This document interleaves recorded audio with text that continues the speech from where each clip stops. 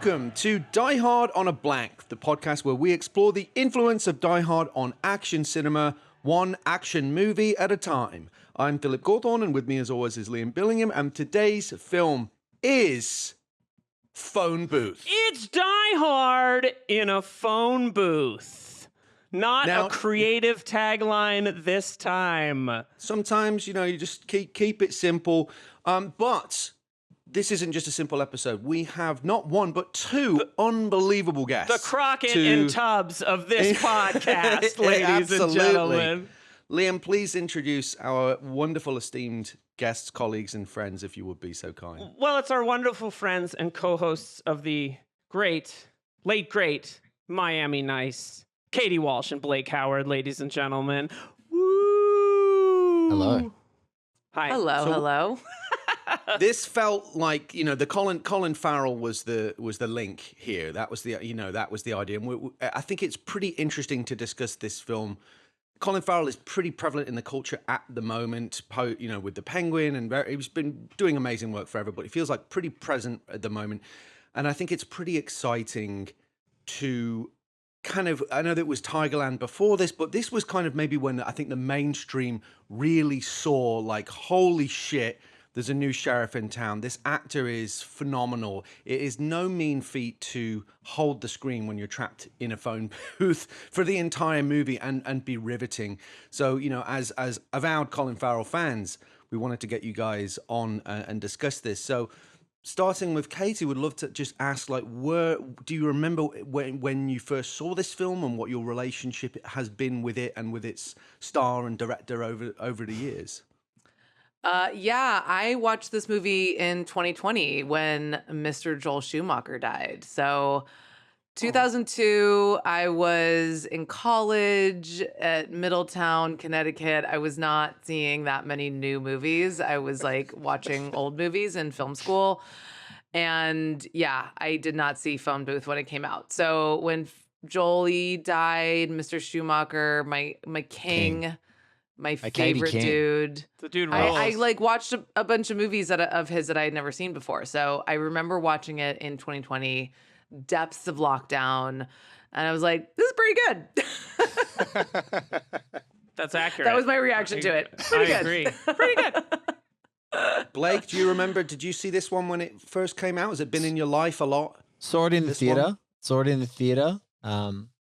My brother worked for a distribution company in Australia and had worked there for so long that he got a gold card that entitled him to 2 free tickets to any theater, and any movie anywhere. And he was such an infrequent moviegoer that I just stole it out of his wallet. And so I was flying in 2002, 2004. I was flying. I was seeing more movies than critics were, and I was doing none of the critical stuff. I was just talking nonsense with people who I liked. So I saw this. Really disappointed you didn't say Die Hard with a goatee, because it's really just waiting there. The chin strap is so unique. Let's take it back. Let's go back to the beginning of the episode. No, that's okay. We'll redo all the marketing. Exactly. And no, I remember seeing it, and what I would just say is, Katie seeing it in 2020, it's good, and I think actually seeing it later helps you have this cognitive distance from it. But I remember seeing Colin Farrell. I was like, I like this guy. Minority Report, was just around the corner. I was super down for him. I was really into him. And then Kiefer Sutherland as the caller. Every person on the planet at that time had just heard him say previously on 24, previously on 24, previously on 24, a million times. And so as soon as it's that, it's oh, it's Kiefer Sutherland. So when is Kiefer Sutherland going to show up? It's just his voice. It was impossible not to know the red herring of the movie, and I exactly agree with Katie's take. Pretty good. I walked out of there, I was like, that was fun. And since then, obviously, our obsessions with Colin Farrell have been well documented, and so yeah, but I do love Joel Schumacher. I think he's tremendously underrated, and as a character in movie history, he might be the funnest. So, well, I'm glad that you both feel strongly about that, because I've got a big question for you guys that we'll come to in the subsequent section where we can let you guys cook on Joel Schumacher, because I agree. I think he's a fascinating figure, and I'd love to get your respective takes on the kind of wider context of his career. for sure. Liam, do you remember did you see this one when it came out? Saw it on home video. I remember renting it from Blockbuster Video. It was one of the last ones I got from there, I think, as I recall. And I really liked it. And in fact, I believe I owned the DVD for a period of time. Rewatched it yesterday, and I gotta say, pretty good. Like, pretty good movie. It's a little bit under being damned with faint praise. This movie's fucking amazing. Are you kidding me? It's like, very they good. made a movie that the whole thing is in a phone booth and it's dynamite. Like, that is no mean feat, man. I really like feel this movie. I'm very you're, impressed by the fact that it moves so fast. Like, I kind of forgot that it's essentially a real-time thriller. Yeah. In the spirit of 24, that's such a good point that you made there. Like, I'd sort of forgotten about that. That was happening at that time, and he was so huge. I kind of think it's not trying to be anything more than pretty good. Like, I think it's trying to be like a 3.5-star movie and just like nailing that. And it's like, it doesn't have big ambitions, which I appreciate. Yeah.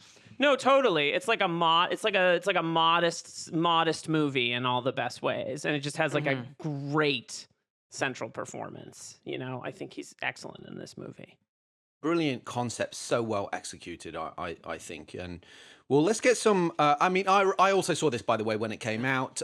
Was pretty excited. Was certainly booked my ticket for the Colin Farrell train after Tigerland, and I was very interested in this guy. And then after this, it was like, holy shit, yeah, he really is the real deal, because that is, the cliche of you could watch them read the phone book. It feels like this is almost as close as you could get to, you watch an actor be in a phone booth and be so compelling for, if he's not good, the film doesn't work. So I think that's. I say that about Blake. I could watch him read from the phone book. Stop it. You stop. Stop it. You stop. All right, guys, settle down. Simmer down. I'm too professional today. I need to unbutton a couple We can't of help it. That's saucy talk. That's how we feel about each other. Have your Miami Nice style cocktails and, all right, so let's get some fast facts. I'm ready. It's 8:15 in the morning, and go. I could turn this coffee into a hot toddy. I'm a fiend for 8:15 mojitos. All right, guys, so some fast facts just to put this in a little bit of context before we dig deeper on this one. This film was directed by the aforementioned amazing Joel Schumacher, written by Larry Cohen, also a fascinating figure in Hollywood history that we will talk about. It stars Colin Farrell, Forrest Whitaker, Katie Holmes, Radha Mitchell, Kiefer Sutherland. It was distributed by 20th Century Fox. It was originally released September 10th, 2002 for TIFF, and then had a wider release, which was delayed due to various news events. One in particular, it finally had a wide release April 4th, 2003 in the US. The budget of this film was $13 million, and its box office was $97.8 million. People loved this movie. Hell yeah. It connected. People were into it. They went to the theater to see it. So those are just some bit of business to take care of. But let's get into why we're talking about it on this show in a section that we like to call Die Hard DNA. Okay, so now we've said many times. Can I just say, please. One thing that you guys are so good. I love this show. Thanks. Aww. And I love you guys. I love Waiting for flirting the with Katie you. and I and punch. Katie and I are very fond of you. One thing that hasn't gotten better is Liam's impression of that DNA All right, dinosaur. well, you know it what? literally it literally has stayed the same level of quality. And I just want to say it's so good. I'm so impressed that it just never has moved My once. goal here is to be the cheesiest radio DJ you've ever heard. Okay, just let me have it. Very soundboard. It's I said a nice thing about you. This thing happened. This happened once, I think, and then we just stuck with like a lot of this weird shtick that we ended up doing. Then we just It's kept my sense of doing it humor. because we Someone couldn't get out laughs of it. once, and I repeat the joke 45 times. Exactly. That's just how I deal. So as to why we're talking about it on this show in the Die Hard DNA section, this is a classic. We've talked about our shorthand for Die Hard. The Die Hard concept is a bad guys take over a blank up to one person to fight back, etc. In this case, bad guy takes over a phone booth and it's up to one guy to fight back. But beyond that obvious comparison. I think there's some more interesting things that I caught, and we'd love to get your thoughts if you had anything that you caught as well. One being that his only ally is a haunted, sympathetic black cop who is the only other person in the mix who understands what's really going on. The Forrest Whitaker character being comparable, I think, to the Al Powell character in Die Hard. We've talked a few times about this quote from Andrew Vanya, the legendary action producer who produced Die Hard with a Vengeance, amongst many other action classics, who once said, in reference to that movie, Die Hard is a guy in trouble in a box. Whether the box is the building, whether that box is an airport. We broadened it to a city, speaking of Die Hard with a Vengeance, but it's still a box. So to me, that was like this notion taken to its perhaps most extreme illustration. So inevitably becomes the classic pressure cooker siege situation that soon involves the police, hostage negotiators, SWAT teams, city workers, opportunistic TV news reporters, and it all takes place in a compressed time frame, more or less in real time, as you mentioned. The protagonist and antagonist are in separate physical spaces and communicate almost exclusively over the airwaves, over the phone lines. The main character, these ones are a little bit more tenuous, but worth making the point, I think, nonetheless. The main character is a cocky New Yorker who smokes and swears constantly. I think that's worth, lest we forget McClane's origins. One of my favorite, more tenuous links here is that a misunderstanding over the phone about ordering a pizza in reference to the... No shit, lady, does it sound like I'm ordering a pizza? Wow. Here we have the poor pizza delivery guy who I felt so bad for. Yeah, that scene makes me I really sad. didn't like that bit. Makes me You really sort of sad. saw his heartbreak. It was the actor. It was like really sad. Trying to deliver a pizza, He becomes a casualty of this situation. There's a meta aspect in that it references other movies. We've talked about that a lot with Die Hard, about how it references Westerns and Arnold Schwarzenegger, and it was one of the first mainstream action films to kind of pull the curtain back in that respect.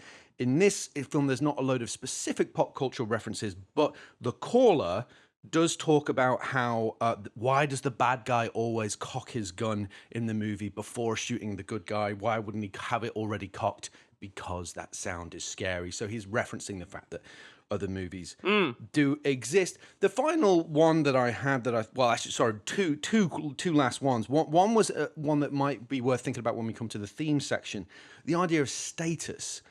So, we've talked about how with Die Hard, it's a lot about how people's statuses are reversed. The cocky, arrogant characters that come in hot, like Dwayne T. Robinson, Ellis, and Dick Thornburg, all end up humbled or humiliated by the conclusion of the story. I think similarly, Stu carries himself as this very high-status character, treats people like shit, but is kind of revealed to be a phony and a fraud at the end of it. But my favourite one was that at the end of the film, the main character of Stu removes his watch, which has become a symbol of materialism and spiritual bankruptcy. When he's in the ambulance, he takes off his watch that was a bit of a symbolic status flex for him, in much the same way that the Rolex that Bonnie Bedelia's character has at the end of Die Hard is jettisoned, symbolizing her potential. And people have interpreted that in different ways, but her emancipation from materialistic obsessions, if you will.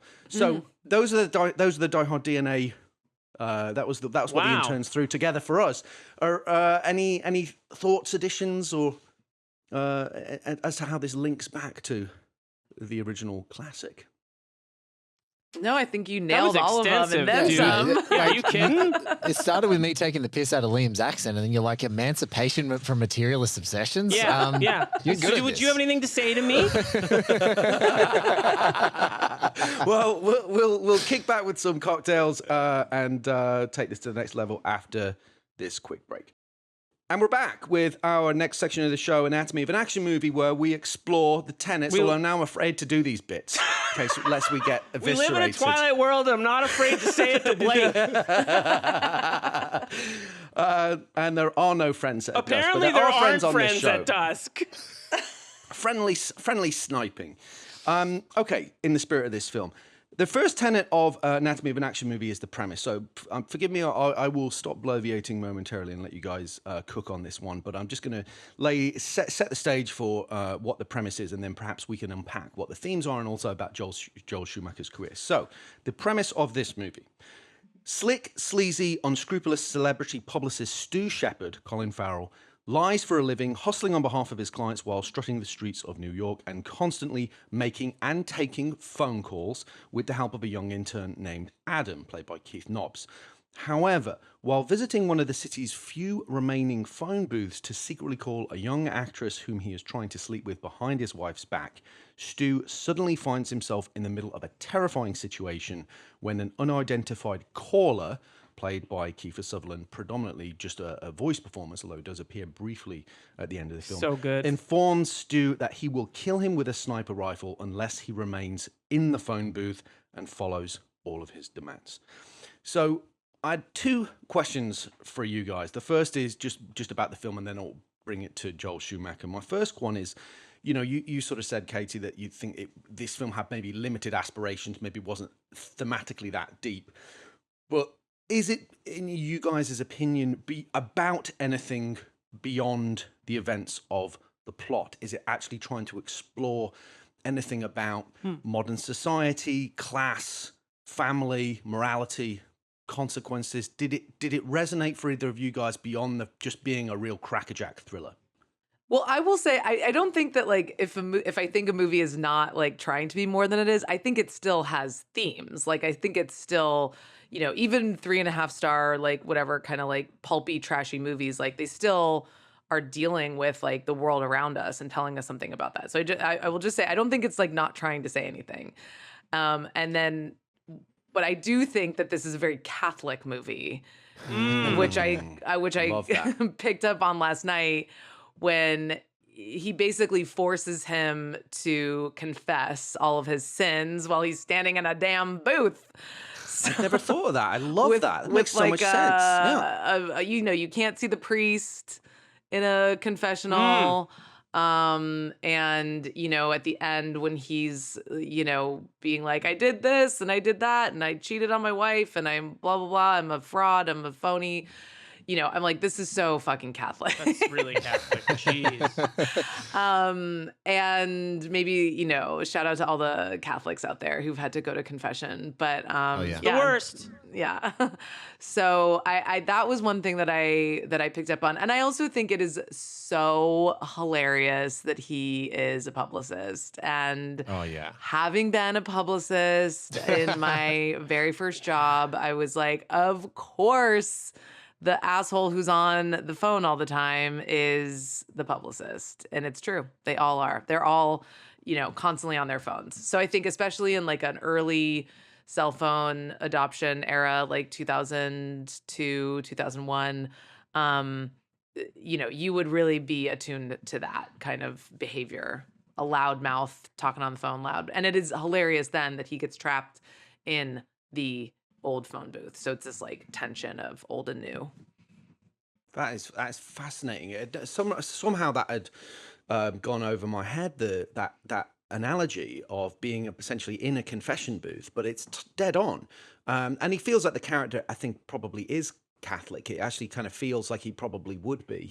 Schumacher hires the Irish Catholic guy. Yeah, I know. I was going to say it's perfect that he's that Irish guy for a Catholic movie. Absolutely.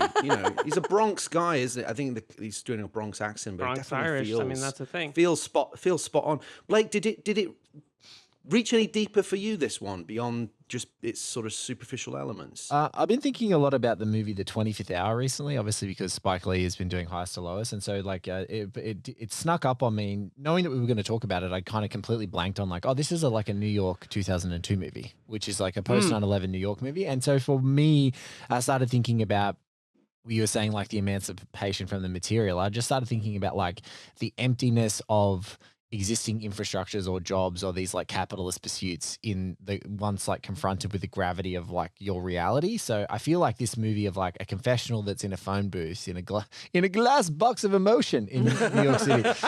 Yes. It's like it's and I love what Katie said, because I started feeling that like that that sinfulness, you're being witnessed, right? Like everyone's watching, you know. So funny to me that Radha Mitchell is again cheated on. This poor woman's been market corrected so many times in movies. She's just getting cheated on with Katie Holmes.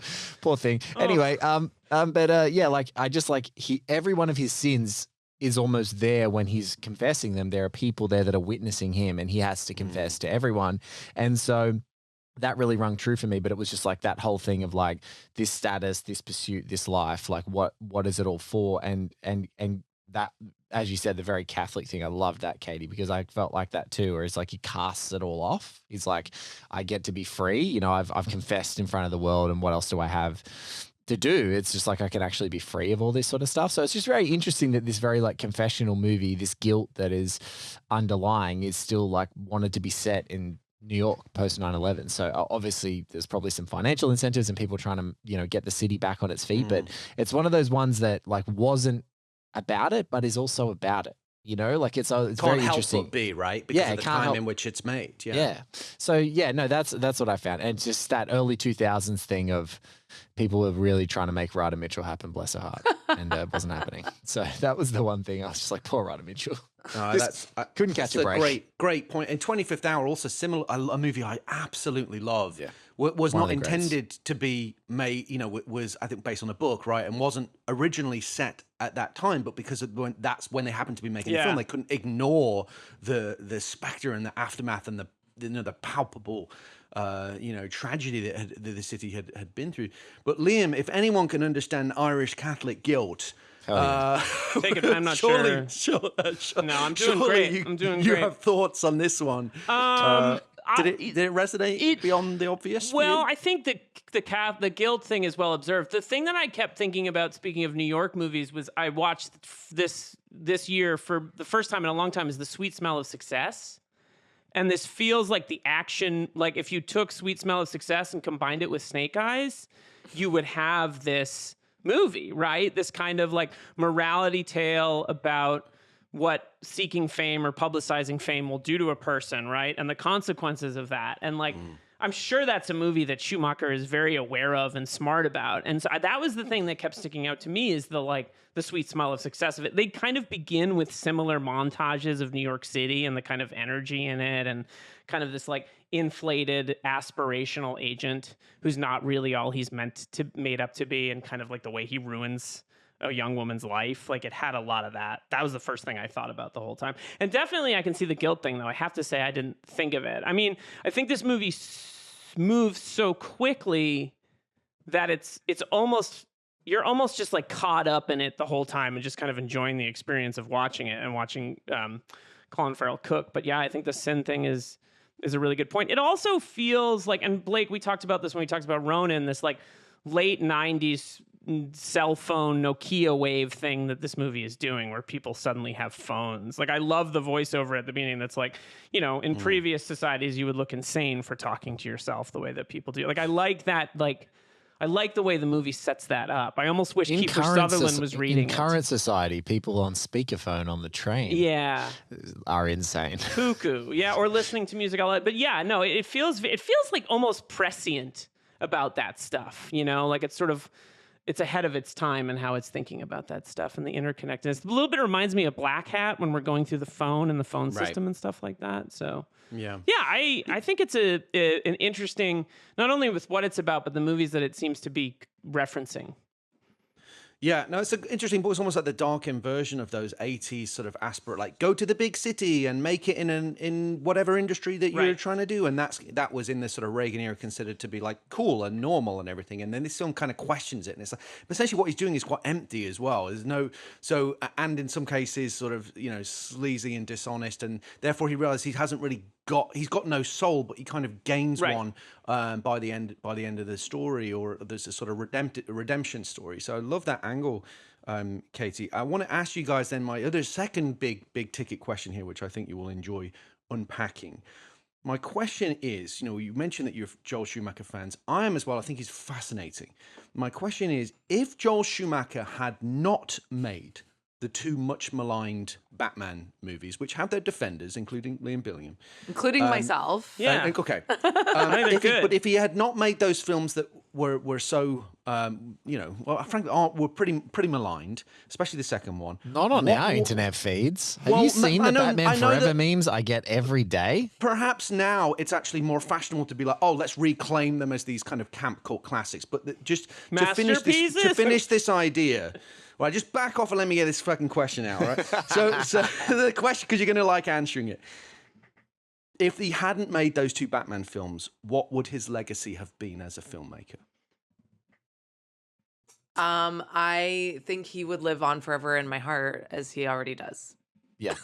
I think the Batman films, like when you have a look, like, and it's really interesting that early this year I checked out The Wiz for the first time, which he wrote and Sidney Lumet directed. And so he adapted that for the screen. But I think his resume early, St. Elmo's Fire, Lost Boys, Flatliners, like Falling down. But even just that tiny corridor, it's like 6 or 7 years there. They're all like absolutely seminals, late 80s, early 90s classics. He then comes in and makes Falling Down, which is a banger, like again, a great 3.5 star, fantastic movie. Obsession, The Client, a solid movie. And then he makes like A Time to Kill, which you can't, like, he made that between the Batmans. And that was a monstrous movie, like a really, and now perhaps hasn't aged as well or as sensitively as people who would like, but who cares? And then he went and made I always forget the writer's name because he's ultimately Finch's boy, Andrew Kevin Walker's 8mm. Yeah. So he makes 8mm later as well. So I love I think his entire oeuvre is hugely important. And I think if he never makes the Batman movies, the cult status of both Flatliners and particularly the Lost Boys, they make him live forever. Like he shot Male Beauty at that time and then played around and tinkered with his style and inverted it in many films. But he shot Male Beauty and that kind of like aspirational beauty of like youth, and at that time like no one else ever did. He's a legend and he's a character. He tells some I love it, and I'm really glad that you kind of went in that direction with your answers there, because I printed off his filmography as well, and that I had the second question that was kind of connected to this, or we often, I think, directors are unfairly put in like one of two buckets, right? Either auteur or journeyman, or journey person or journey woman or whatever you want to say, right? But broadly, that's often what the filmic cultural conversation reductively reduces people to. But do either of those terms apply to someone like Joel Schumacher? And is there? Because I was looking at his filmography and trying to discern, is there an overriding theme to his movies? Because and I have a theory as to what it could potentially be, but I want to give you a chance to see if you have any thoughts about that conversation, or could he be considered an auteur, or does that not even matter in your view? Is he just a great filmmaker? I mean, I guess it depends on like how you define auteur. Like, does it have to be the same themes, or like can you look at a movie and be like, that's a Joel Schumacher movie? And like, I look at Flatliners, I'm like, that's a fucking Joel Schumacher movie. He goes, why? He went because what's the essence of it? Drenches the frame in style, and like he was a production designer. He was his first job was designing windows for Halston. Like he fills everything with like something to look at. Like there's neon, there's billowing smoke. Like that's why I love Flatliners so much, is because it's like, why are they doing surgery in like an old basilica? Because it looks cool as fuck. Like, like why are they like, whatever the fuck it's called, where they kill each other and then, with those paddles or whatever, and then bring themselves back to life in like a giant old empty art museum surrounded by, old heads of statues. It's like, because it looks great and there's like billowing smoke and neon and plastic and all this stuff going on. And I think Phone Booth looks amazing. It does actually look, totally distinct, but there's stuff going on in it that is like Matty Libatique shot the fuck out of this movie. Like, I think he repeats like 2 camera setups. Like everything is a different camera setup. It's so crazy. And like, it's dazzling, isn't it, to look at? Like, and the picture in picture and all this stuff. I mean, it's not like I just think that like, I heard that Mr. Schumacher on the set of Phantom of the Opera, someone was complaining about how another actress was over the top. And his famous line was, "Nobody ever paid $5 to see under the top." So I love that. I heard that from his That's AD, fantastic. but I think it's like a famous line of his. But yeah, he's always like, I think he just is such a sort of like cinematic craftsman, and I think he puts other cinematic craftspeople to work really well. And like his movies are just like, there's always something to look at, like in a million different ways and aspects, and they're just dripping with style. But I mean, thematically, he's kind of all over the place in terms of genre and the types of stories that he's telling. But I don't know. I mean, I don't know. Maybe like, I don't know what the themes are. What do you think, Blake? I think it's a very, like, I think knowing that he wrote and adapted The Wiz is like a perfect entryway for me for all of his movies forever, simply because you have huge stage theatricality and then the anchoring of that story, which is like making it really, I guess, socio-culturally specific and like blending imagination and real world issues together. And so it takes like something as famous as The Wizard of Oz, brings all these amazing Afro-American like creatives all about to burst onto the scene, or some of them already at their peak, and then just explodes them onto the screen and splashes in it. At the time, it was more of a black audiences like embraced it and loved it and couldn't believe that this was like their kind of Avengers of amazing creatives that were all together making this movie. And it landed softly, because I suppose when you compare anything to The Wizard of Oz, it stinks. But I love that in all of his movies, because it's like you see that as soon as he goes into Lost Boys. It's like this story about a divorced mom moving into a town trying to find her way, her two like shitbag sons getting into mischief, her weird dad that she no longer doesn't want to live with who stuffs animals, and then it's like fantastical vampires and flying and smoke hanging off the bridges and floating down, and you're eating maggots, Michael, and like the guy with like no shirt playing with the saxophone. Saxophonist is amazing. Like that's Joel Schumacher movies. He's so like, he will tie a very hyper specific social issue information into something and then not be afraid to completely go off the rails with imagination. And that happens in many of his movies. It's like, if he's grounding it to something, he's not afraid to be imaginative about it, or to take risks and to go completely off the rails. Because like, truly, the town that Lost Boys was set in did have the most missing children. And he went there and was like, "Oh, we'll tell the story here." And it's true. Like, the facts of that are in there, but it's like no one remembers that or cares or thought that it was anything but a fallacy. But like, this is a guy who had a very unique way of approaching socio-cultural issues and then just making it splash. And I think that Katie's so right. It's like, they're just stuffed. Like 8mm, whatever you think about like the way that the story is told, the production design of that movie makes you feel like you need a shower when you're finished. Yeah. A Time to Kill, it makes you want to just snuggle up with sweaty Sandy B and Matthew McConaughey for that entire movie, because it's just out of control. And Tigerland is a stunning movie, which we've referenced a couple of times. And I think, like, his Phantom of the Opera is probably garish and over the top, but who gives a shit? Like, I'm way more of a person who's like, swing the biggest swing you possibly can swing in any context. And if it fails, it will probably be an admirable failure. I hate safe, and he's not, which is why I love him.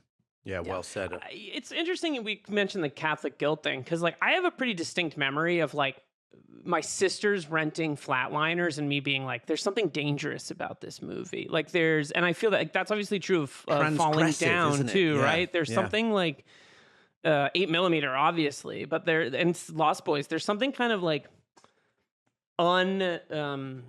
smoothed out. They're edgy. Like, you know what I mean? Like, Flatliners was like kind of sexy and everyone in it was good looking, but they're like having sex and like killing each other for certain amounts of time. Like, I do feel like his movies are such a vibe, and like, they're hugely influential. I feel like people who growing up at this like period of time, it's like Flatliners was like a big deal, right? It was a movie that really stuck out and had all these major movie stars in it. And like, he's so stylish, and like, his movies are a vibe in a very, very specific way. And I think even like, you know, the Batman Forever and Batman and Robin are kind of transgressive too, because they're like, what if Batman but gay, right? Like that's a Yes. huge like part of it, and it's like really entertaining and cool to watch. And like I revisit those ones and I'm like, yeah, they're not like the other ones, but that makes them better. Like he just They're kind of so, pushed ravishing to look at. I also think a lot of the blowback against them is total homophobia in the mid 90s. But yeah, there's a lot of like, I think he actually I just pushes... want to, can I just say one thing, but really quickly? Sorry, I'm so sorry to interrupt, Katie. I just want to tag on this point. I also think what I love about Joel Schumacher's Batman, it's not just that they're gay, it's that anyone can get it. You know what I'm saying? Yeah. It's just, I love that the movie's like Chase Meridian, the hottest psychologist ever. Parts of my sexuality awoken in that movie. That mine too. totally. Like I literally so started hot. going through puberty thanks to Chris O'Donnell in that movie. Totally. Like, And so you have those moments. It's like anyone can get it, and I think that's what scared people. It wasn't just that it was camp and gay. It was like anyone can get it. And Joel Schumacher's like dragging that back to the TV show because like Adam West is, you know, famously shagging like 9 people a day while he's making Batman on TV, you know, like, so I think it's like, and so was Mr. Schumacher. I just like hell disassociated thinking about Alicia Silverstone and Batman and Robin for a second. Like I was just like, oh wait, that costume. Anyway, I'm still here. Hi, I'm back. Yeah, it's like very it's hot. all Chase Meridian for me. And they're Chase sweaty Meridian memes. movies, right? Like Yes. And yeah, he's really interesting. Like I remember Bad Company, which is like his Jerry Bruckheimer movie, which is like very distinct from a lot of those Jerry Bruckheimer movies from that era. It's like more of a comedy. It's a little silly, right? So it's like there really is. I don't think I sit around going like, oh, the themes of Joel Schumacher. But when you see a Joel Schumacher movie, you're like, that's a Joel Schumacher movie. He really does have that. Katie, did you have a point you wanted to finish before we move on, or shall I present my theory? I can't remember. Okay. Something about Batman being gay and sexy. I mean, if you remember, please feel free to interrupt me. And then look, it was the other movie that Val Kilmer made that year that we've talked probably more about collectively, but you know, still a 1990, it's just still a 95 Val Kilmer movie. We love a 95 Val Kilmer movie. That's all I'm saying. And he made that movie in direct response to Batman Forever because he didn't want to wear the cowl. Yeah. He was like the rubber cowl of the Batsuit was like too restrictive. He was like, I don't want to do another one. I'm going to go do this other movie with this other filmmaker that we may have talked about a few times. I don't have any memory of that. Well, before we move on, I think two small points on that. I wonder, one thing that occurred to me, and it is maybe a bit of a reach, but are his films about the difference between being an outsider and being an insider? You know, I'd wondered if you think about a lot of the like St. Elmo's Fire, Lost Boys. You know, obviously they're sort of more youth skewing movies. Yeah, falling down very much about an outsider, right? Mm-hmm. You know, 8mm is this sort of totally unacceptable subculture world. You know, that people find completely repellent, but this character gets drawn into. You know, I wondered if that could be a possible kind of idea of, you know, something people who are inside and outside kind of mainstream society. You know, the Phantom of the Opera, right? Exactly, classic example. You know, so I wonder if maybe there is. I think we're all in agreement that Joel Schumacher is an amazing filmmaker. Yeah, I mean, I think you're making a good point, Phil. Like, I think he probably has the ability to resonate with those stories, being a gay man and, you know, living in the 70s, 80s, 90s, you know. So I think he probably resonates with those, has empathy for those characters and is interested in their stories.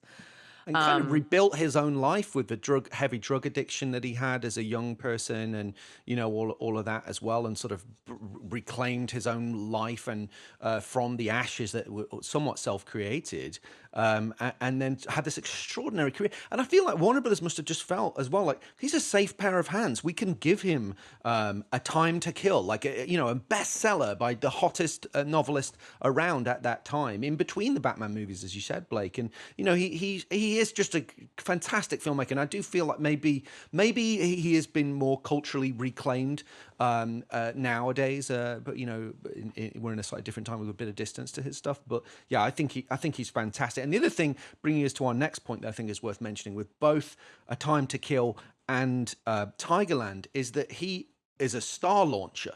Oh You know, yeah. he launched the career of Colin Farrell, who had not done anything that really anybody really knew about, and similarly with McConaughey, who had work but wasn't a star, and gave them the space and the support, and as you said, like, to photograph them beautifully, you know. And as you mentioned, Time to Kill, everyone is sweating, and you know, and McConaughey, you know, and he does make actors must love working with him because he makes them look amazing. He's got great taste in men. Yes, Oh, yeah. He really does. certainly. And ladies. And an instinct for you know, to create stars, to give them that catapult that they need. So let's talk about speaking of that, let's talk about the hero Colin Farrell as Stu Shepard, the sympathetic scumbag. Thoughts on the character, the performance, Colin Farrell at this time in his career? What makes this so special, and you know, why is this such a unique to, I think, you know, it's hard, and other people were attached to this project was around for many years, but it's hard to imagine anybody else doing as good a job. And the fact that he was somewhat of an unknown to a mainstream audience, I think, made it even more exciting. So what do you guys think about Colin Farrell as Stu Shepard in this movie? I mean, man, that goatee just does so much heavy lifting and like telling you who this guy is. Like, Yeah. would you call it like a creed? Like, was Scott Stapp rocking the like just the chin? I don't know. I don't know, but 2002 Blake was after seeing this movie. Let me tell you that. no. You walked I out, you were was. like, it's time. I was. I can do It it. was bad. Right now, I don't have you- want to see them, but I do need you to find the photos of that. Oh, God. It's going to be hard, but I need to see it. It's gonna be hard, but I need to see. But I mean, all joking aside, like, it is amazing how he starts out at like a 10 asshole, and you Yeah. do end up still wanting to like go on this journey. But he starts So out so bad. You're like, fuck this guy. Yeah, that says a lot, though, Yeah. doesn't it? Like, you know, that I've referenced this quote before that Tarantino mentioned on his podcast, which I've immediately was like, I'll take that and use that as a credo because it's so helpful. When he was saying, you know, what's this likable shit? Who cares about being likable? Are they interesting? And I always think about that. But Colin Farrell is still able to make this character who is so gross, frankly, like awful person, but he's so interesting. And then by the end of it, you really feel for him, right? I mean, that is so hard to do, and you are literally trapped in a confined space for the entire movie. I mean, I don't know. What are your thoughts on this in the wider context of Colin Farrell's career, Blake? One thing I wanted to say is like, I'm asking the experts, who's homeboy in Die Hard? Sorry, I'm a father. I don't have as nearly as crisp a memory for names as I used to. But who's homeboy in Die Hard that coked up like the coke fiend who Ellis? tries to negotiate? Yeah. This movie is Ellis, right? Yes. So we Yes. love, we actually, and this is where I wanted to touch on what you said, Phil, is like, we actually like seeing scumbag shits be humbled in movies. And a lot of the time we don't want them to die, That's a but we really good like point. seeing them humbled. So him establishing himself as a peak scumbag piece of shit and then having him humbled is actually interesting because it's like, oh, now this motherfucker has to tell the truth for an hour. That's fun.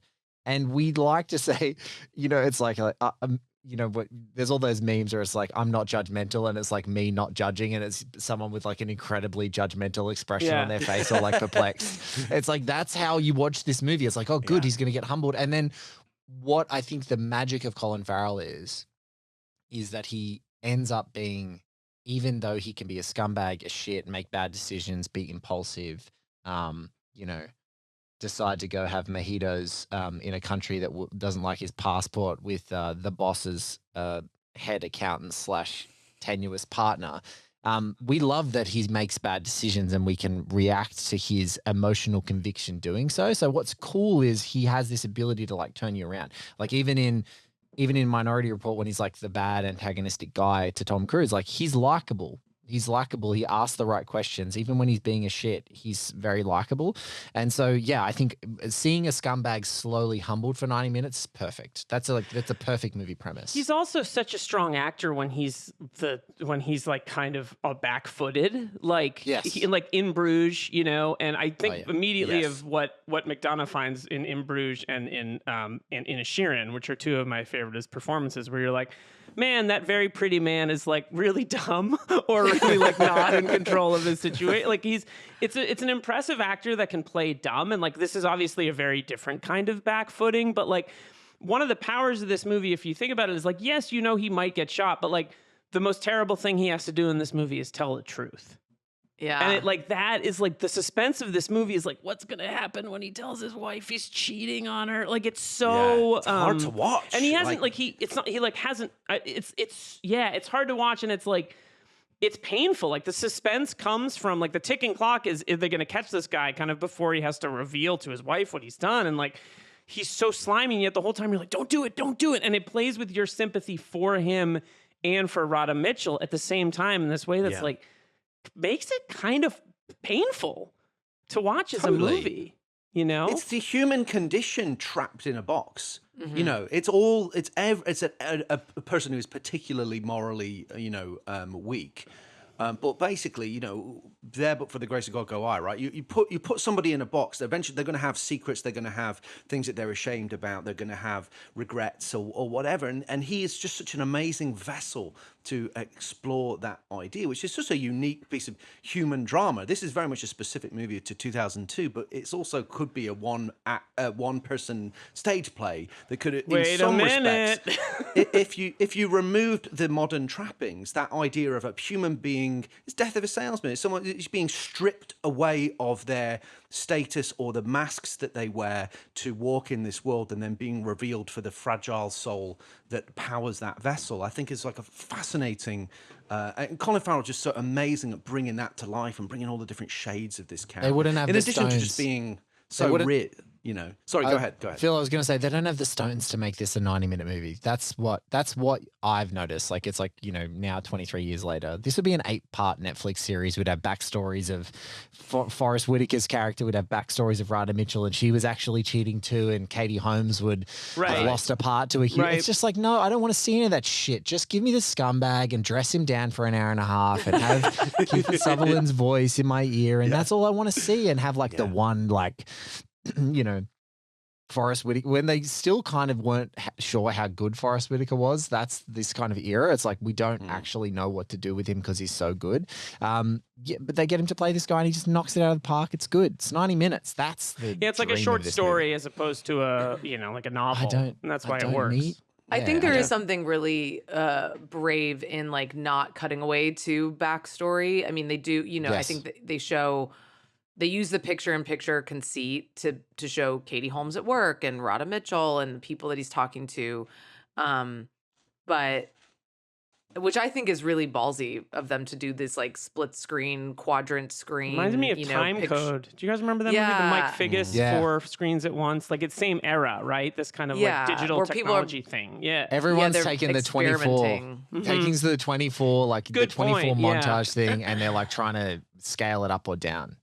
But I feel like this movie would have like a flashback if it was made today. You'd know what happened with Forrest Whitaker. You'd see his wife leave or something like that. The stuff that like wouldn't. You don't need it. You don't want it. Yeah, like you're saying, Blake. You just want to sort of stay in that, in the trajectory of what this is happening in real time. It makes it all feel very immediate and therefore very compelling because it never lets off the gas. And it's never boring because I mean like. Maddie Libatique is shooting the hell out of this. Like he's doing crazy stuff. But then you also have such great supporting cast. Yeah. I love the supporting cast. Totally. Well, let's talk about crazy. The supporting cast goes crazy. Yes. Well, speaking of the amazing supporting cast, let's talk about the villain of this piece, Kiefer Sutherland as the caller. Interestingly, one of the tidbits that came up from the research was that he replaced an excellent actor, Ron Eldard, who we talked about in Black Hawk Down, and had a great career. And I saw him on stage doing American Buffalo. Fantastic actor. But he apparently performed the role on the set, but it was deemed by, I think it was either Larry Cohen or Joel Schumacher. I think it was Larry Cohen. that his voice was not, quote, mesmerizing enough. So which I think speaks to the power of Kiefer Sutherland and what an kind of an amazing voice acting performance this is. What do you guys think of Kiefer's performance in this movie? He sounds like Ghostface from Scream. I think they went after that guy actually, Stu, what's your he went favorite after it. movie? Would you like to play a game? Stu. Yeah. Yeah, No, that's Jigsaw. Oh well. that is Jigsaw. Yeah. Would you like to see a photo of Blake in 2002 with a goatee? Yes. He's great. I mean, it's like, when is Kiefer Sutherland ever not like, it's like great to see him, right? And I kind of forgot he was in this, and then I heard his voice, and I was like, wait, that's Kiefer Sutherland. He was so ubiquitous at this time. Like Jack Yeah. Bauer was 2001 to 2010. It was the post 9/11 show.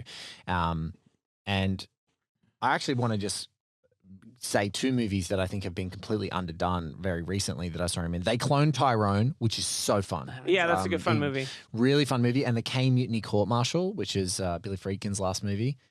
Amazing. And he is amazing in it. And yeah, he's terrific. He's so good. But yeah, for me, I can't, because I was one of those 24 psychos, watching it every week when it was coming out. So hearing his voice, it's weird to me. It took me back to like waiting every whatever it was Thursday night to watch it and freaking out about 24, those first couple of seasons before it just turned ridiculous. And I don't know, he became Superman as Jack Bauer. He's also like a bit of a Schumacher guy, right? Because he's in Flatliners. He's in Lost Boys, right? Yeah. This was going to be one of my Boys. trivia questions, so we'll do. Oh, sorry. No, it's okay. It's the fourth collaboration between the two of them. So I was wondering if you guys could name all of them, or is it? No, it's just three. Sorry, Was he in it's St. just Elmo's? three. Oh, no, I was going to say yes. No, I don't think he is. I don't think he is. How many did you just get, Liam? 3. Three, yeah. That says a lot as well. I think about the trust that actors have with him as well. That they want to keep working with him. They clearly had a great connection. And Lost Boys is kind of, in some ways, you might think is maybe, Kiefer Sutherland's most iconic role, perhaps, other than Jack Bauer, perhaps. So Young Guns Erasure. I'm sorry, Young Guns Erasure. yeah, well, maybe he does so many amazing things. But No, he he's is great in fantastic. Hey, what in about this. those Melancholia fans out there? They're just Oh, there's yeah. some real Lars von Trier head I'm crossover. not, I'm trying one to of them. silence. Yeah. He is amazing in that. Actually, I sort of forget that he's in I forgot he that was Lars in von that too, Trier yeah. film, and he's great in it. Yeah, that movie was Dark City. depressing. Yeah. Really good in Dark City too. Okay, anyways. Anyway, he's fantastic. Let's move on. We'll get into the fun section, which will give you a chance to talk about the rest of the supporting cast because they'll come up in the awards. But I do want to touch on like how this fares as technically as an action film. It's not an action film per se, but do you have any thoughts on it as maybe more of a, in comparison to Die Hard, a riveting piece of suspense? How it fares on the sort of action thriller level? How would we rank it amongst the titans of the genre? I think the most impressive thing about it is that it never pauses. Like, these movies always have the like cut forward in time that implies that there's like, where like he doesn't talk to the shooter for 20 minutes or whatever. Like it cuts to Forrest Whitaker on the sidelines. This movie like never cools down. Like it really, I watched it on a plane, right? And I turned it on like while the plane was taxiing, and like all of a sudden it's over. Like it just could, like, you know what I mean? Like I was just like, oh yeah, this is cool. And like, I don't even think I'd gotten drink service yet on the plane, right? Like it just, and that whole time you're like locked in. So it's less an action movie and just like a never stop moving kind of thriller, right? Like, I mean, there's the two bullets in the whole thing. Like it's just really interesting in that way. Like There's actually only one on-screen death. Right. In the entire film, which right. is quite telling, to maintain your attention without needing like a high body count. It's all just a threat of what might happen. And blessedly, it doesn't leave the phone booth for like a chase around New York City in its final 10, 15 minutes. Like it's good that they don't really confront each other. When they were looking for other directors, there's a wonderful quote from Michael Bay why they didn't select him, because apparently the first thing he said, because they went to him for it, was, okay, great, so how do we get him out of the phone booth? He's like, when's the car chase? Can we make him a mercenary instead of a publicist? How do we make that work? And he kind of made his own version of phone booth, though, with ambulance, but it just happened to be going at 100 miles an hour. He's yeah, like, of course, but then- if but I then- need to have a vehicle, I need to have some kind of vehicle. Yeah. Yes. What can crash real good? Yeah, and also I need to be able to fly drones through explosions, and there's not Hell nearly yeah. enough. Oh, man, now I want to watch Ambulance again. Ambulance Let's Rules, by the go. way. That's such a good movie. But it is to the film's credit that it maintains your attention, grabs you by the throat without the reliance on a tremendous amount of action or deaths. So I think that's kind of worth noting. Our final tenet of the Anatomy of an Action Movie is the humor. It's a pretty funny movie. Were there any moments in particular that sort of you found the most amusing in this film? Because it is quite darkly funny. Is it? In an I don't. acidic way? I want to get the names. Is it Leon, Corky, and/or Asia? That sequence, that are trying to get into the phone booth and he has his head bashed against. That was one of my favorite moments. That's in the movie. hilarious. A brilliant tension he's got this other problem to deal with that's clearly going to escalate, and another status thing because he kind of treats them pretty disrespectfully, and then of course it goes up a level to Leon. Yeah, this movie has not who- aged well in terms of its like treatment of sex workers because everybody in the movie is just like the hookers. Yeah. The hookers. Yeah, it's Like, definitely like Jesus 22 Christ. years old, right? Like I think Ben Foster's brief role as Big Q is pretty excellent as like this that might be a trivia question I might have just stepped on it's okay. there, but It's okay. But he's just so like you would not think of Ben Foster in this role now, right? So to see him play this like obnoxious little guy, He's really is good. pretty hilarious. Ben He Foster good. is literally the best in everything. He's such a good like, Whenever you actor. see him, you're like, he's so good. Oh my god. He's about to Great come up in Hostage in a few movies' time, which is Oh. very much. I saw him a play Stanley die-hard movie. Kowalski once, shit. and he was in Wow. with Gillian Anderson Oh, as wow. Stella and Vanessa Kirby as Vanessa Kirby as Stella and Gillian Anderson as Blanche. Wow. And he was incredible. Yeah, he was really Let's good. just all take a moment's silence For Gillian Anderson, yes. Blake is About 45 paying minutes of his silence. respects, if you will. paying the respect. So respectful. Oh my He's god. respectfully paying his respects. Talk about waking up my sexuality at like age 11 and being like, oh my, like I had to just get flustered and leave the room when the X-Files was on. It was a real thing. Oh, I was like, what are you Anyway. talking about? You weren't 11 seeing that, hopefully not the streetcar. No. Just seeing her in the X-Files as a young man, and anyway, we can move on from there. That's more of an off-mic conversation. Let's stay Let's stay there. FHM said it's fine. It's It's all the there. good. Keep horny talking. campfire. FHM. We've made And the this is horny what happens, Phil. campfire. It's a safe And space. when someone starts getting horny, you watch Katie and I just sit smiling silently. It feels Let like, them bury themselves with their horniness. I'm British. We don't get horny. Like, it was not in our. We're not allowed. Let's go down the red illegal. carpet and head to the Die Hard Oscars and hand out some action movie awards for this piece. Starting with the John McClane Yippee-Ki-Yay Award for Best Line. One of the nominees I had, I don't know whether this is going to be in keeping with something that is unpolitically correct in today's modern age, but when the character of Felicia, one of the sex workers, goes, "Oh, you made me hurt my dick hand." Oh my God. Fun. That was pretty and then fun. he says, like, I bet you're just as good with the other hands. Yeah. Larry Cohen. Good stuff. Good stuff. Larry, exactly, Larry Cohen. No stranger to the lurid. I'm just this was one of the more thematically potent lines when Stu says, "I'm just part of a big cycle of lies. I should be fucking president." That's a thinker. Wow. That's a thinker. Little political. A little bit of politics, a little bit of politics. A little bit of politics. Bush era politics. And then the caller's line is kind of interesting where he says, isn't it funny you hear a phone ring and it could be anybody, but a ringing phone has to be answered, I like that one. doesn't it? Yeah, Yeah. it's a great There's line. something really interesting. It reminds me of a movie I love, Miracle Mile. Where it's like if he hadn't Great picked movie. Anthony Edwards' character hadn't picked up that phone, everything may have gone differently for better or worse. But there is something very interesting about that idea of it's like an itch that you have to scratch, the ringing phone. So thoughts or additional lines that you liked or a pick out of those? That's it. I like the think ringing you're you right. nailed it. Happy with that one?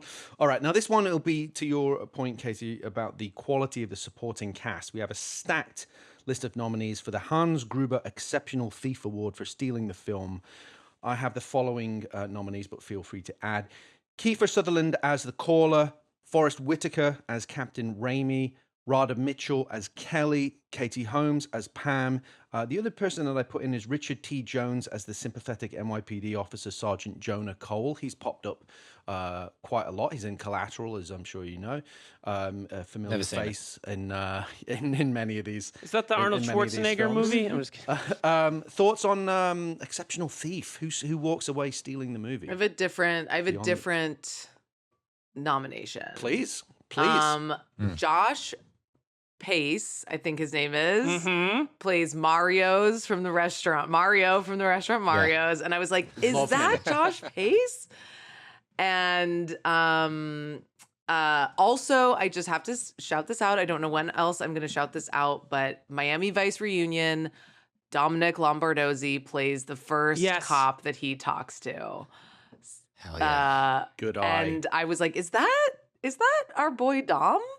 And sure enough, it is. But my nomination is for Josh, because I just loved seeing him pop up in that funny little role as like an asshole restaurant manager, hostess or something. So he's great. I remember seeing him around this time in a show that was cancelled that I loved, that was called The Street, that was about Wall Street, and it had an amazing cast. It was crazy. Like Jennifer Connelly was in it. Adam Goldberg was in it. Giancarlo Everett Scott was the Esposito? lead. Wow. Yeah, it was crazy. It only lasted a season, but it was great. And I remember him having a really good part in that. He's excellent. Yeah. Blake, do you have a pick or an addition for Ben Foster? Exceptional? Okay. That was my thing. You guys mentioned him before. I was just like, yeah, he's great. And obviously, Dominic Lombardozzi, the most fun series of Twitter DMs and ghosting Katie and I had in our entire series of Miami Nice with one Dominic Lombardozzi. So Wow. yeah, but no, Ben Foster, I love him. Every time I see him, I'm like, he makes all movies better. And when I see him in bits and pieces like this, it's really fun. Yeah, he's just excellent. He's just really excellent. All right, Liam. Which yeah, way you going? I think Josh Pice or however you say it is a good choice. Yeah, I think that's really good. Forrest Whitaker has kind of become a little bit of like a MVP of this podcast, so he is good. There's deleted scenes with Jared Leto as Bobby, and I've always been curious about what those are, what they got. I'm not. But... Why? Why? I'm just not curious. I don't know. Okay, that's fine. You're normally kind of a curious guy, so that's surprising to me. Just color me satisfied and I'm curious. 30 seconds of satisfaction on my part. I think I'm good on that one. So who are you going for?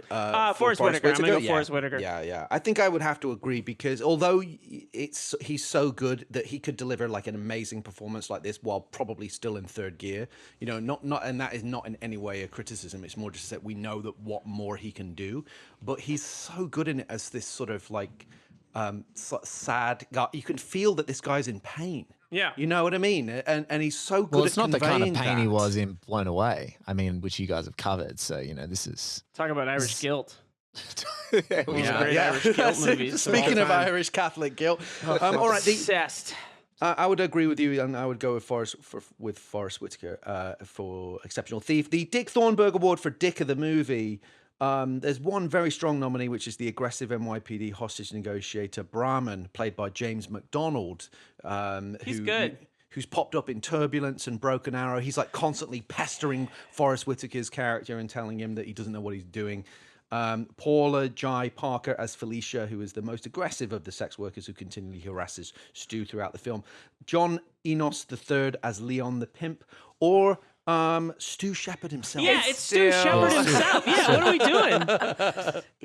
Come on. He hurts her dick hand. I'm sorry. It's a really shitty thing to do. All right. Well, we all agree on that. We'll skip Best Death, and we will wrap things up with the Double Jeopardy trivia quiz after this very quick break. And we are back with our last section of the show. A little bit of fun. Double Jeopardy trivia quiz where the scores can really change. You can all collaborate. There's no pressure. No one's pitted against each other. Just relax. It's just a bit of fun. I don't know. I'm so upset about the dire DNA comment. You're very lovely, Liam. Don't worry. Don't take it to heart. I'm just flirting with Blake. This is how Brits and Australians Show share our love. Oh yeah, people from share love. Boston don't show their affection through giving each other shit. Yeah, Taking the piss. That's what we call you it. merely adopted the dark. I was born in it. All right. Well, question number 1. Here we go. You get one clue and you can collaborate. The concept for a phone booth originated in the 1960s after a conversation between writer Larry Cohen and which iconic film director? I want to say Lumet. That's I see where you're going, but it's not the correct answer. Alfred Hitchcock. Really? Is correct. Oh, Really? wow. Go Hitch. According to legend, they discussed it many times over. What a meeting of minds, those two. It's quite a collision of sensibilities. Larry isn't Cohen did it over cocaine. I would love to Alfred see. Hitchcock did it over port, probably. I would love to see Alfred Hitchcock's version of his script Q. I would love to see that. You remember that one? Oh, the winged serpent? Yeah, Alfred Hitchcock's The Winged Serpent. Question number 2. Writer Larry Cohen wrote a similar screenplay with a similar concept and a similar title that was made into a 2004 movie. Can you name it? Remember, Al Powell is standing by if you need help. 2004? Mm-hmm. I'll take the clue. Okay. The film stars Kim Basinger, Jason Statham, Chris Evans, and William H. Macy. I remember the poster of this movie. Cellular. I can't remember the name. Is that what it's called? Okay, Cellular. He ran it back. Wasted youth, ladies and gentlemen. All right, now we've pretty much covered this, so we should get it, but we'll skip the Kiefer one because that already came up. But this kind of survived. The final question is: there are at least 3 different personnel connections to various iterations of the Batman franchise through this film and the people involved. Can you name all of those connections? And there are no clues allowed for this one because you should all know it. So 3 people involved with the film are all connected to various iterations. Well, Joel Schumacher. Well, Katie is Batman Begins. Oh, yeah. You said Katie. And then Colin Farrell plays Penguin. Penguin. Exactly. Yeah. So Joel Schumacher directed both Batman Forever and Batman and Robin. Katie Holmes starred in Batman Begins, and Colin Farrell played the Penguin in the Batman and the Penguin television series. That does it for us. We're getting you out of here on time. We had to move heaven and earth to make sure that we got you guys on board. And doing it at short notice. Short notice, and at 8 a.m. for certain people on the other side. 8 in the morning. planet. That's a sleep-in. Yeah. That's a sleep-in over here. We appreciate I've you done guys. 6 podcasts already. Is there anything else you want to say either about this film or anything that you want to plug that you've got going on that you'd love to talk about before we let you get out of here? I have one thing to plug. Katie Walsh's writing. Oh, Blake. Guys, my friend Katie. Oh, yeah. My friend Katie is Stop it. fucking crushing it right now. I just think, I don't know, you just see people hit their purple patch and she's fucking crushing it. So just follow Katie and read her reviews because every time I read them, I'm just like, man, she is firing on all cylinders. Thank you. Do not listen to any podcast with me on them. I think this should Except be the this only one. one This you one listen listen to, though. This. Don't bother finding anything else. I talk way too much. And I would just say that there are other series that I might do if these guys plug me in their show notes or whatever. But if you want to listen, go back and search for Miami Nice and listen to Katie and I have the most fun for a couple of years, deep diving on Michael Mann's 2006 masterpiece that we can safely say that had a huge part in resurrecting in as far as pop culture, and it was largely because Katie and I just had so much fun doing it, and so that was it. But yeah, no, read Katie's writing; she's killing it. Check out oneheatminuteproductions.com and all the shows that are over there. All the shows, and join the There's Patreon so too you many can shows. chop it up in the Discord. Yeah, hell yeah. Miami Nice was a wonderful show. I Yes. loved it. It was a great vibes show. It is a show that makes you want to have a cocktail. It's very inclusive and fun and delightful, as well as brilliant film analysis as always, as we would expect from your good selves. But it's also a great hang, and that's why we're so thrilled to have you hanging out with us this afternoon. Hey, Blake. we will let Thank you you both guys. I forgive you.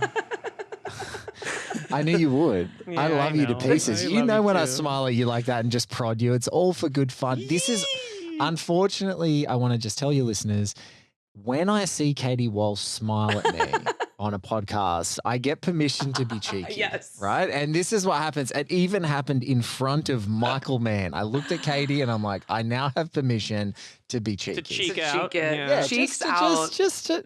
Cheeks out. Cheeks out. Much like Colin Farrell in his early career, as I learned in a current press tour that he was wearing a red G-string. Katie, I hope you've got the pics. Speaking of Colin Farrell, I'm going to recommend the film The War Zone, one of the only movies that Tim Roth has ever directed, with Tilda Swinton, about an Irish family and its secrets. And it's one of the most devastating movies I have ever haven't seen seen in my that. life. It is incredible. And I believe it's his first on-screen film wow. role as like an interested boy across the bar, if I remember it correctly. It's Ray Winstone, Ooh. Tilda Swinton, and it's Love me some directed by Tilda. Tim Roth, and it will fuck I you up. love It's me very, some very good Ray. movie. Ray Winstone. Oh, yeah. He Yeah, hell yeah. is, it's an amazing. He's in the Dirtbag Hall of Fame for sure. Katie is a curator and so the hot. president of the Dirtbag He's Hall of Fame. still so Yeah. hot. This man is 69 years old and he is so Nice. hot. Nice. Hoskins right at Yeah, the top. Ray Winston there in the Hoskins. second bracket.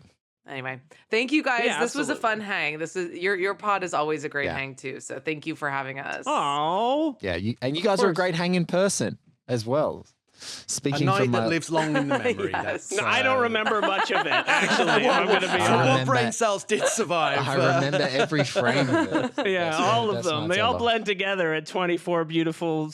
Yeah, anyway. Okay, well, thank you, Katie and Blake. You guys are just the best. I just want to drink mojitos with you all the time. It was, we had to work pretty hard to figure this one out with everybody's schedules, but I hope everyone felt it was worth it. We certainly did, to get the Miami Nice squad Vibes. back and to get those nice vibes. Nice. Liam, what's going on with you? I feel like maybe you got a bit short shrift on that one and that you didn't have enough space. I just want to make sure no. that you feel loved and taken care of. Oh, please! You know, it's just I feel good. I'm Okay. very happy. Good. But no. You know, when you have two esteemed guests like those guys, you let them cook. You let the Yes. guests cook, especially when there's two. Yes. You know, we don't often have two guests, right? No. And when we do, it's dynamic duos like those two, That's or right. Adam and Dom, or Cows in the field. the cows in the Shout fields. Those guys, the cows, the and Laura. Doms, and the eyes, the ducks, the never mind. It's Yes. it's good. They're great. Okay. No, I'm good. Don't worry about me. Good. How are you doing? I'm good. Yeah, Good. that was a lot of fun. I'm excited that we're back. Thanks to everyone for bearing with us while we had our summer hiatus. We had a lot going on. Liam Lot has moved going on. cities. I went back to England. We had a lot kind of going on, but we're back in the swing of things with continuing with Die Hard on a Blank and our Patreon show. Let's tell the good people about 48 Hours of Buddy Movies, our Patreon show where we explore in a similar way the influence of 48 Hours across buddy action movies and buddy action cinema. And the next movie that we have coming up, if the schedule, forgive me because it has been a bit... We're sort of working out the line. Higgledy-piggledy. Higgledy. We're working it out, but if things hold, I believe our next movie on the Patreon will be Oh boy. Point Break. Wow. I caught my first tube today, sir. That's I haven't seen that movie We're in gonna a get long meatball time. subs and some lemonade. Now, and we're you're gonna a kick it. huge Point Break fan, right? You describe yourself as a Bigelow bruiser, if I remember correctly. I do worship at the altar of Catherine Bigelow. I think that this movie is absolutely amazing, and I can't wait to talk about it. And I also do think beyond the obvious, it's kind of a low key, profound movie, and we'll be looking forward to unpacking some of that stuff. I think there's a weird thing with that movie where people are like they sort of like it with a wink. And you know Oh, me, it's a great detachment movie. I think some of that has to do with the cast, to be honest. Like actors who, and I don't mean this negatively, are like a little harder to take serious. Like they have a little bit of like, there's something about those two leads that make people take it a little less seriously, and I don't know. I think what completely unfairly, in my opinion. But we'll get into all of that. It's a movie that I love. It's obviously a movie that is very much beloved by many. And next time on this show, I'm saying that this will just be the next show. This will be the next episode. You want to tell people what we're doing next? Do you know? Or do I need to remind you? You need to remind me. I don't remember. It's directed by Michael Mann. Oh, it's The Keep. No, I'm just kidding. It's Collateral. Next time on the show, we're doing Collateral. My God. What a movie. I would love to do The Keep, which I think I could make a case for, despite it's Die Hard in a Romanian crypt. Exactly. I mean, it writes this episode writes itself, if you will. But yes, no, we are doing Collateral, starring Tom Cruise and Jamie Foxx. It's Die Hard in a Taxi. That will be our next episode, coming in hot in 2 weeks' time. Thank you to Tyson for doing all of our artwork. Tyson. Rate, review, subscribe, tell a friend, force people to sign up for the Patreon. Let's remind people of the deal on that as well. We're a bit out of sorts here, so let's just make sure we're plugging the deal what is we that need if you to. pay $5, you get 2 episodes a month on the Patreon. If you pay $7, you get a shout out. www. That's too many W's. Patreon.com/48 hours of buddy movies, and we'll be back next time with a killer Mark Ruffalo mustache, ladies and gentlemen. Thank you, guys. Die Hard on a Blank is a podcast from Philip Gothorn and Liam Billingham. Tyson Hubley makes our art. You can hear exclusive episodes of our Patreon show at patreon.com/48 hours of buddy movies. Rate, review, subscribe, and tell your action movie loving friends about the show. See you next time on Die Hard on a Blank.